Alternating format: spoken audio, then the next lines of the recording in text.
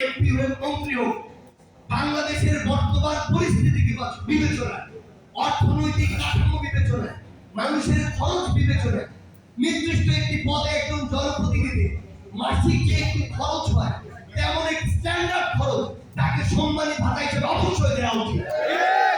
আপনি যদি সেটা না দেন আর চারদিক থেকে এটার জন্য ওটার জন্য চাপাচাপি করেন, দিন শেষে তাকে অন্য কোনো না কোনো উপায় বের করতে হয়। আমরা আমাদের জায়গা থেকে আপনাদেরকে শুধু একটি কথাই বলি, জনগণ এবং যারা জনগণের হয়ে কাজ করবে আমরা তাদের মধ্যে ব্রিজ হয়ে কাজ করতে চাই। আমরা তাদের কথাগুলো পুরো দেশের সামনে তুলে ধরতে চাই। আমরা আমাদের জাতীয় নাগরিক কমিটির পক্ষ থেকে আপনাদেরকে একটা আহ্বান করি। সেই আহ্বানটি হচ্ছে পুরো বাংলাদেশের মানুষের নতুন একটি রাজনৈতিক বন্দোবস্ত তাদের একদম মনের ভিতর থেকে একটি প্রত্যাশা।